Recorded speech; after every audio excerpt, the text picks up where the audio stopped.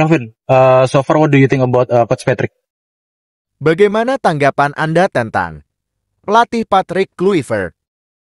They are not the same person, and he have his own vision, and Sintayong had his own vision. But now we are in the era with Patrick Kluivert.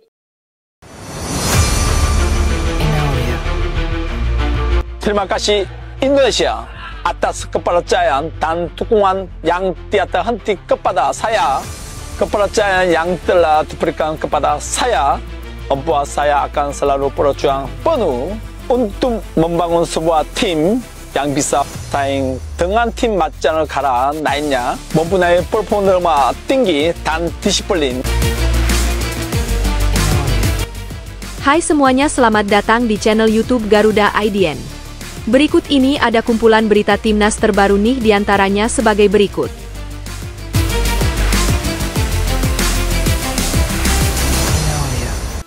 Mengejutkan, Kelvin Verdong setuju Ratu Tisha panggil Shin Tae-yong lagi ke timnas Indonesia.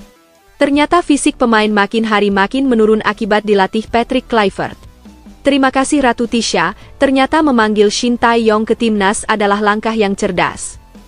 Namun sebelum lanjut ke pembahasannya, alangkah baiknya untuk tekan tombol like dan subscribe-nya ya guys. Jika sudah, mari kita lanjut.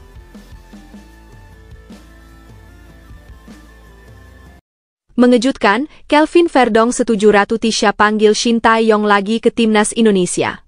Ternyata fisik pemain makin hari makin menurun akibat dilatih Patrick Kluivert. Terima kasih Ratu Tisha, ternyata memanggil Shin Tae-yong ke timnas adalah langkah yang cerdas. Timnas Indonesia kini tengah menghadapi situasi yang cukup menegangkan menjelang laga ronde keempat kualifikasi Piala Dunia 2026. Jadwal pertandingan sudah di depan mata, dan lawan yang menanti bukan sembarangan. Indonesia akan bentrok dengan dua kekuatan besar Asia, yakni Arab Saudi dan Irak. Laga perdana menghadapi Arab Saudi dijadwalkan pada 9 Oktober 2025, yang artinya tinggal menghitung hari saja, tepatnya 18 hari ke depan. Persiapan tim sejauh ini memang belum bisa dibilang ideal. Dari dua laga uji coba terakhir melawan Cina Taipei dan Lebanon, performa Garuda masih jauh dari harapan. Permainan terlihat kurang rapi, stamina para pemain justru mengalami penurunan, dan yang paling mencolok adalah finishing yang masih tumpul. Beberapa peluang emas seolah terbuang sia-sia, membuat banyak pihak mulai khawatir. Tidak sedikit supporter yang mulai mempertanyakan peran pelatih saat ini, Patrick Kluivert. Jika kondisi fisik terus menurun dan permainan tetap berantakan, maka kemungkinan besar timnas hanya akan menjadi bulan-bulanan lawan di babak kualifikasi. Kritik semakin keras, desakan perubahan pun muncul. Situasi inilah yang membuat langkah tegas dari pucuk pimpinan sepak bola Indonesia sangat ditunggu. Di tengah rasa cemas dan keraguan publik, hadir kabar menggembirakan dari sosok Ratu Tisha. Nama yang kini ramai disebut sebagai calon kuat pengganti Erick Thohir di kursi Ketua Umum PSSI itu, tiba-tiba membuat gebrakan besar. Langkah yang ia ambil benar-benar tak disangka-sangka, mendatangkan kembali Shin Tae-yong, pelatih yang sebelumnya sudah pernah menahodai timnas Indonesia. Ratu Tisha menilai bahwa Shin Tae-yong adalah sosok yang tepat untuk mengembalikan kepercayaan diri sekaligus performa Garuda. Menurutnya, kualitas taktikal dari pelatih asal Korea Selatan ini sudah terbukti nyata.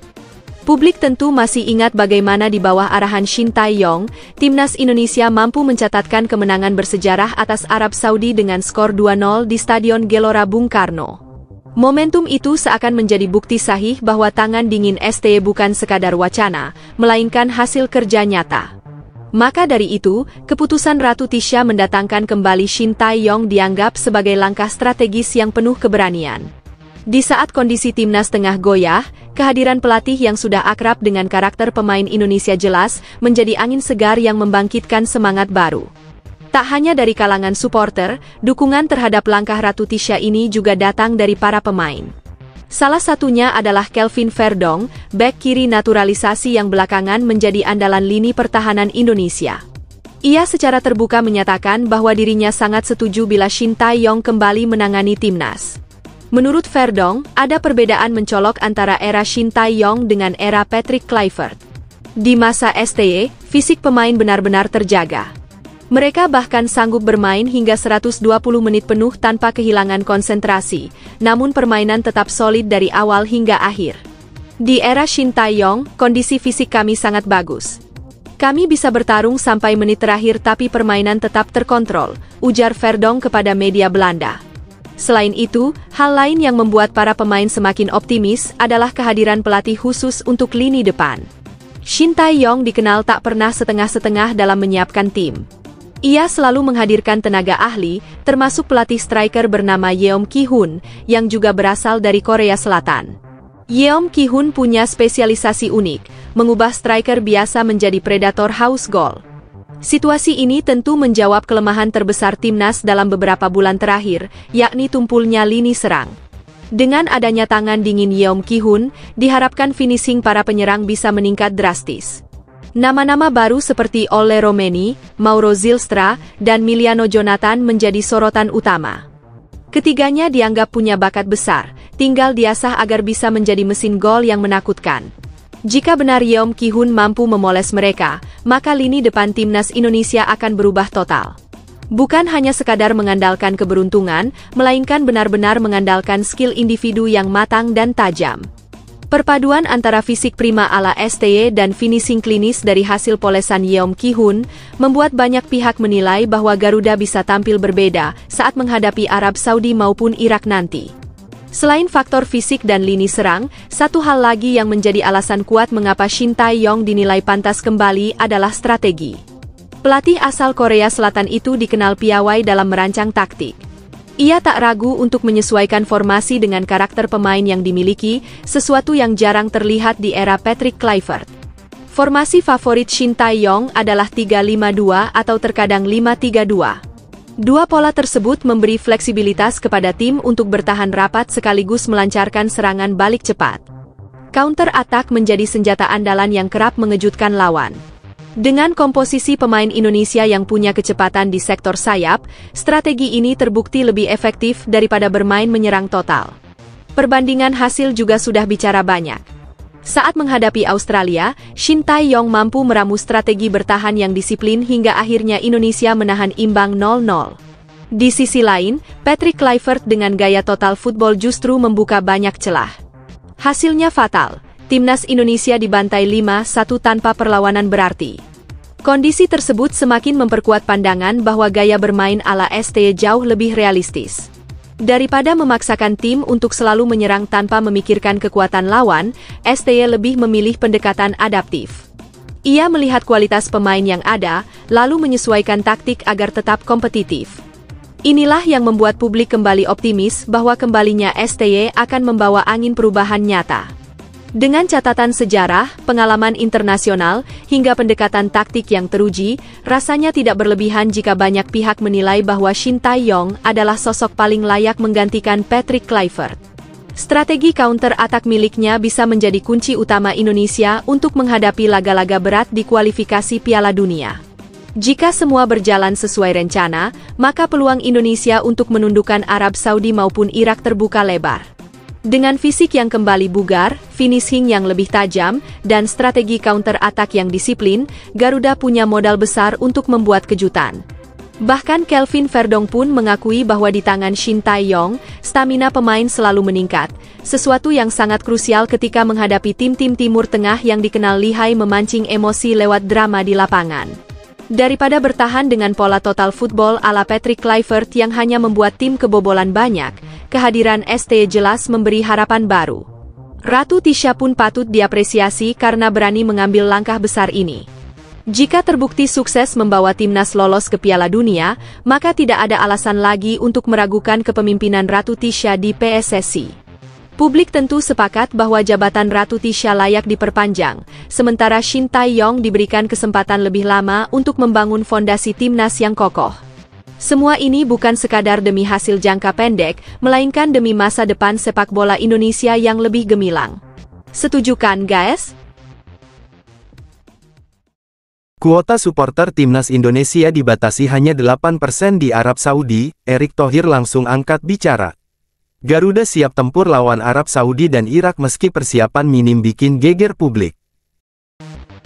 Timnas Indonesia tengah bersiap menjalani babak keempat kualifikasi Piala Dunia 2026 zona Asia, yang akan digelar di Jeddah, Arab Saudi, pada 8 hingga tanggal 14 Oktober tahun 2025. Dalam jadwal yang sudah ditetapkan, skuad Garuda lebih dulu akan berhadapan dengan tim tuan rumah, Arab Saudi, pada tanggal 8 Oktober.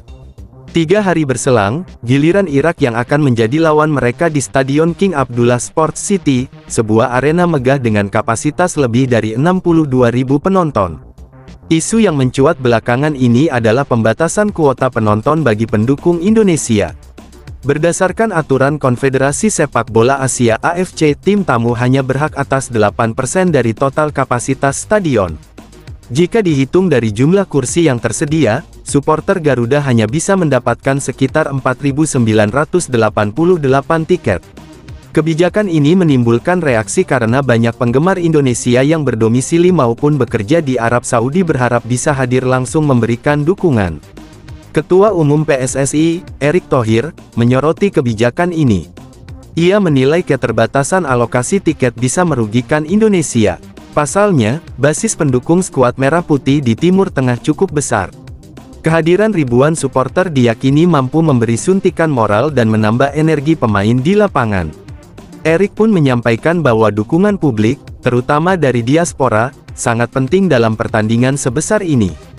Selain membahas soal kuota penonton, Erick juga menekankan pentingnya kesiapan tim nasional.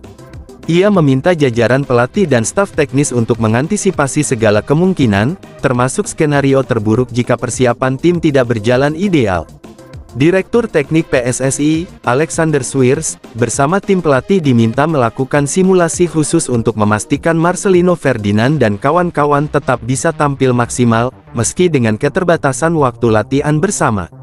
Situasi ini menunjukkan bahwa perjuangan Indonesia di babak keempat bukan hanya soal strategi di lapangan, tetapi juga bagaimana federasi mengatur dukungan supporter serta menjaga fokus skuad. Pertandingan melawan Arab Saudi dan Irak akan menjadi ujian besar, dan setiap detail persiapan, baik teknis maupun non-teknis, akan sangat menentukan peluang Garuda untuk melangkah lebih jauh menuju Piala Dunia 2026. Erick Thohir protes keras penunjukan wasit Kuwait di laga Timnas Indonesia, netralitas pertandingan dipertanyakan. Garuda siap hadapi Arab Saudi dan Irak di Jeddah dengan penuh tekanan dan sorotan publik.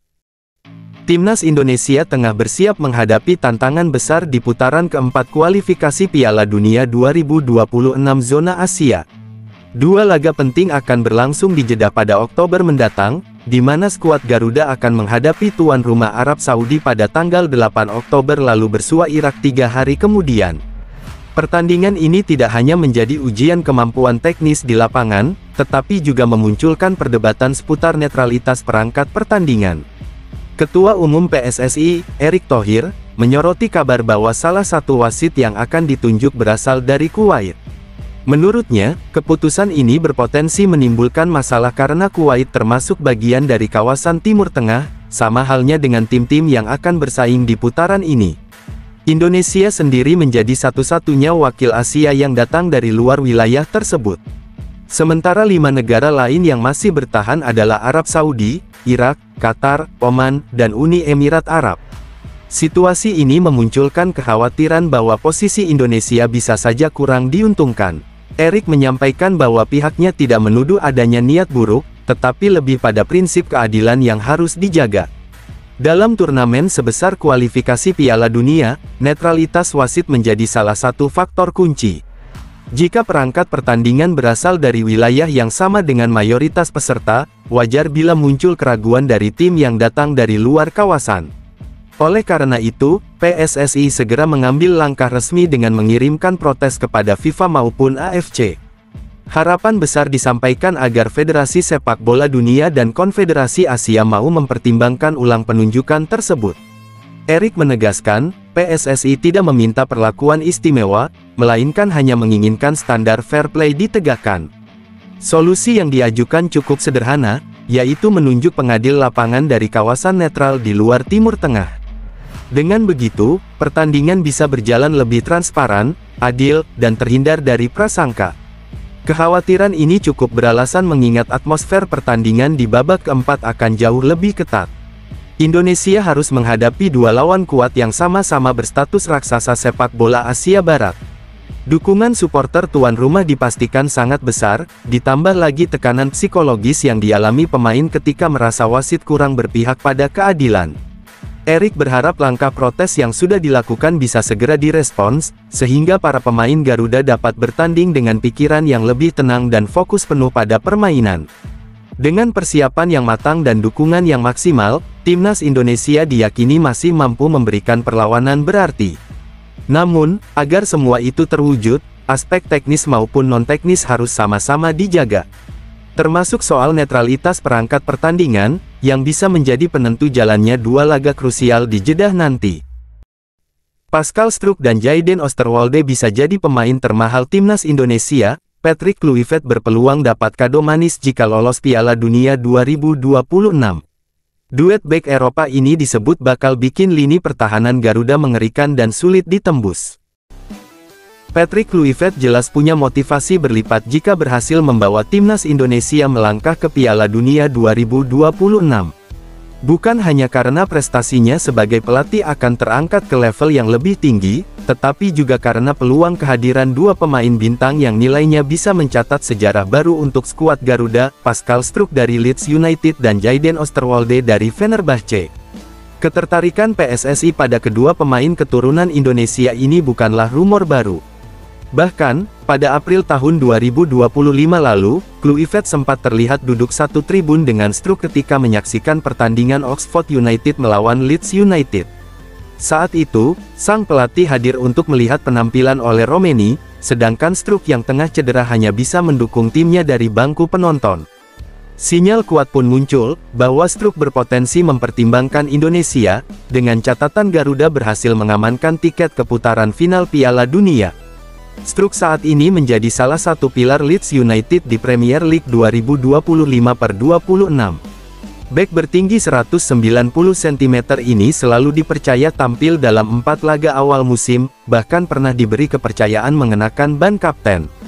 Fakta bahwa ia memimpin tim di pertandingan besar melawan Arsenal maupun Newcastle menunjukkan betapa penting perannya. Nilai pasarnya yang mencapai 18 juta euro, atau sekitar 346 miliar rupiah, membuatnya otomatis bakal menjadi pemain paling mahal dalam sejarah timnas Indonesia jika bersedia bergabung. Dalam skema 4-2-3-1 racikan Kluivert, Struijk bisa berduet dengan Jay Izzes di jantung pertahanan, membentuk kombinasi bek tengah yang solid dan berkelas Eropa.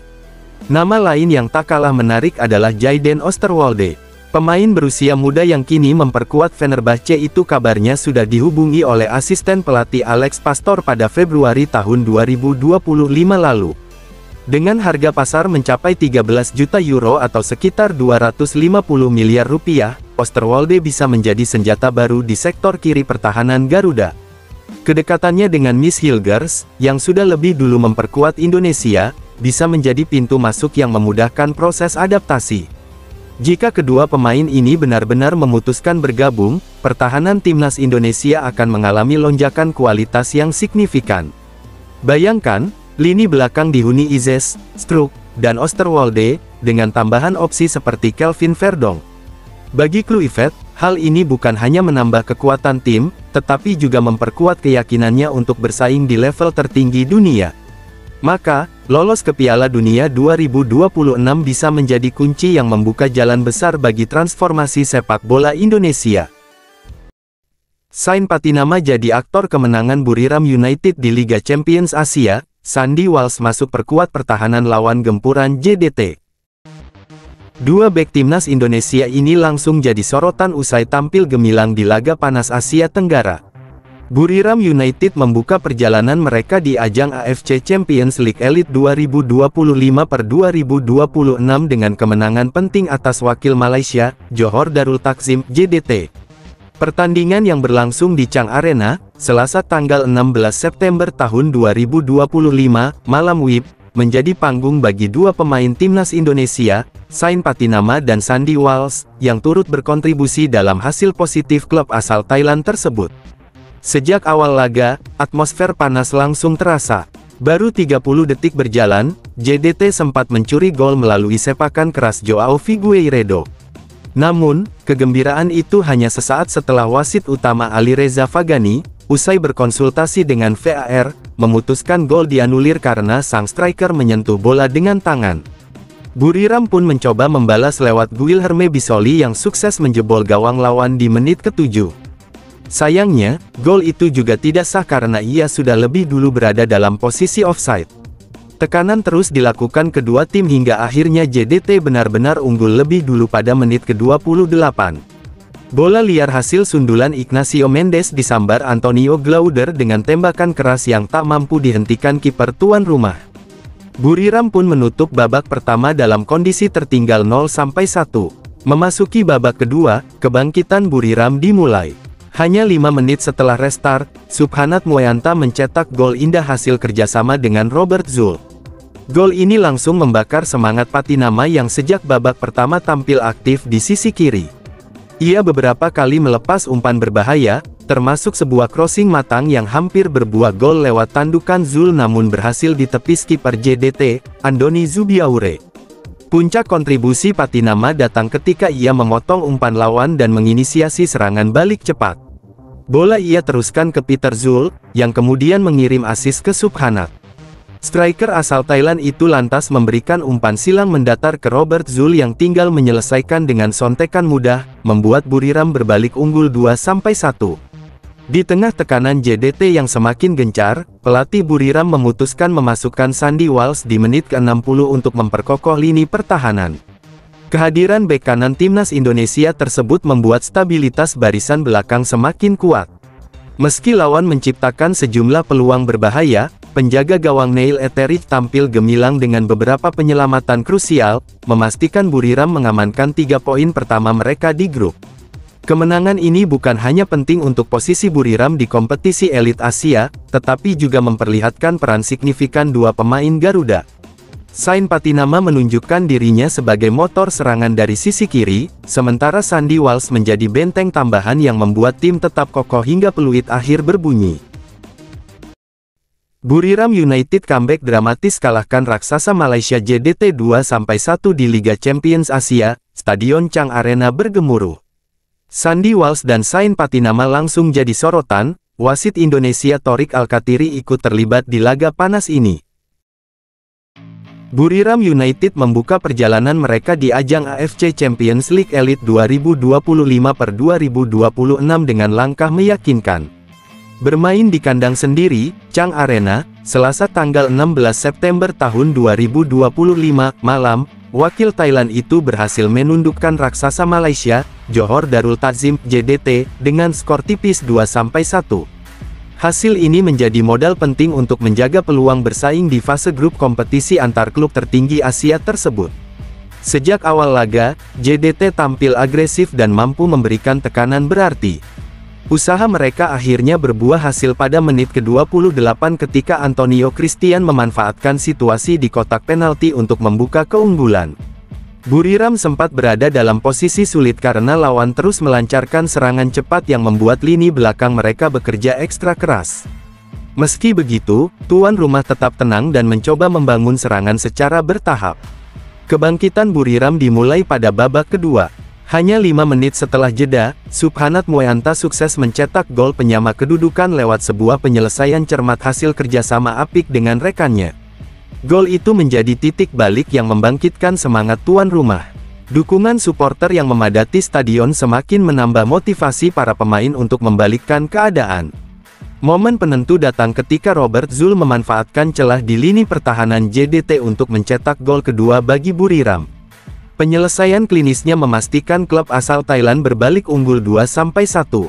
Hingga peluit panjang berbunyi, skor tersebut tetap bertahan dan memastikan Buriram meraih 3 poin pertama mereka di fase grup. Dengan hasil ini, mereka langsung naik ke peringkat kedua klasemen sementara wilayah timur. Kemenangan tersebut juga menjadi catatan manis bagi 2 penggawa timnas Indonesia, Sain Patinama dan Sandy Walsh. Patinama dipercaya tampil sejak menit awal dan menempati posisi wingback kiri. Mantan pemain KAS Open itu terlihat cukup aktif membantu serangan sekaligus menjaga sisi pertahanan. Sementara itu, Sandy Walsh baru diturunkan di babak kedua, tepatnya pada menit ke-60 untuk menggantikan Filip Stojkovic. Kehadirannya membantu menjaga kestabilan lini belakang Buriram saat JDT terus menekan. Tak hanya pemain, ada juga sosok Indonesia lain yang ikut terlibat dalam pertandingan ini. Wasit Thorik Alkatiri mendapat kepercayaan bertugas sebagai ofisial keempat, menambah kebanggaan tersendiri bagi publik tanah air. Kehadiran 3 figur asal Indonesia di ajang sebesar ini tentu menjadi sorotan, sekaligus bukti bahwa sepak bola Indonesia semakin mendapat tempat di level elit Asia.